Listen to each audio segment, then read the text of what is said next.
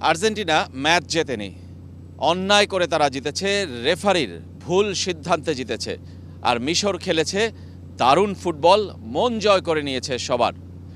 এরকম একটি mail Argentine সব সাংবাদিকের কাছে গিয়েছে আর্জেন্টিনা ফুটবল অ্যাসোসিয়েশনের একদম অফিসিয়াল ভেরিফাইড ইমেল অ্যাড্রেস থেকে, জানিয়ে তুল কালাম পুরো আর্জেন্টিনায় এবং সাংবাদিকদের মধ্যেও।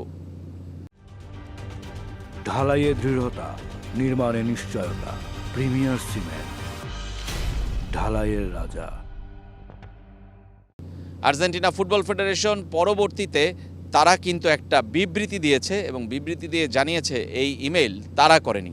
তাহলে কে করলো? সেই প্রশ্ন যখন সামনে এসেছে তখন নানাভাবে নানা কথা আসছে। মিশরের হ্যাকাররা নাকি আর্জেন্টিনা ফুটবল অ্যাসোসিয়েশনের ইমেইল, আইপি অ্যাড্রেস এবং ওয়েবসাইটের একটা অংশ নিয়ন্ত্রণে নিয়ে তারা এই ইমেল পাঠিয়েছে, যা কিনা আর্জেন্টাইন ফুটবল অ্যাসোসিয়েশনের নিজস্ব কোনো মন্তব্য নয়, বক্তব্য নয়। তাই তারা এই বিবৃতি দিয়েছে এবং কারা তা করছে খুঁজে বের করার চেষ্টা করছে এবং সেখানে দোষারোপ করা হয়েছে মিশরের হ্যাকারদের। বুঝতেই পারছেন, আর্জেন্টিনা মিশর ম্যাচের পর এই যুদ্ধ এখন আর শুধু ফুটবলে নেই, এই যুদ্ধ এখন ছড়িয়ে পড়েছে নানাভাবে, নানা পরিসরে।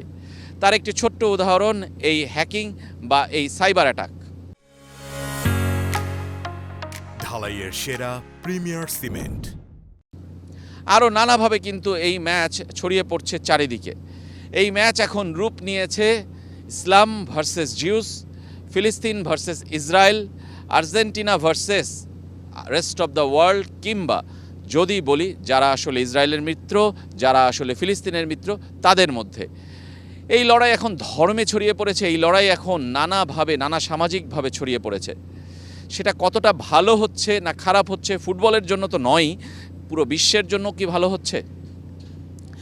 এই আলোচনা এমন সময় আমরা করছি যখন আসলে আর্জেন্টিনা সুইজারল্যান্ডের বিপক্ষে কোয়ার্টার ফাইনাল ম্যাচ খেলতে নামবে কয়েক ঘন্টা পরেই।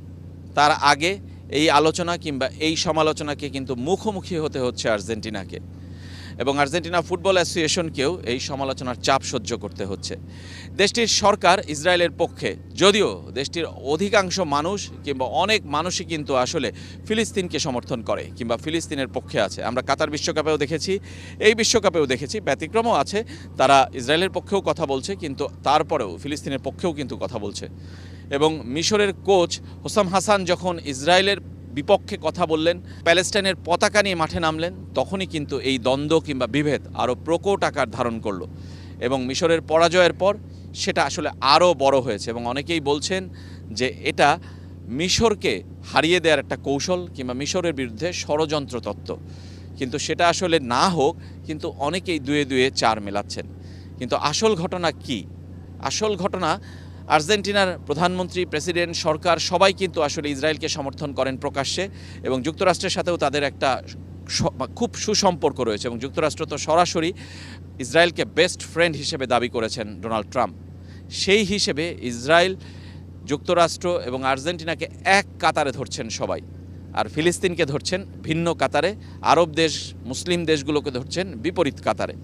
সেই বিভেদটাই আসলে ফুটবল মাঠে বড় হয়ে দেখা দিচ্ছে, এই বিশ্বকাপে আসলে বড় হয়ে দেখা দিচ্ছে, যেটা আর্জেন্টিনার মতো সমর্থনপুষ্ট দল কিংবা বিশ্বব্যাপী ছড়িয়ে থাকা মেসির মতো জনপ্রিয়তাকেও আসলে আঘাত হানছে এবং বিশ্বকাপকেই করছে কলঙ্কিত, প্রশ্নবিদ্ধ।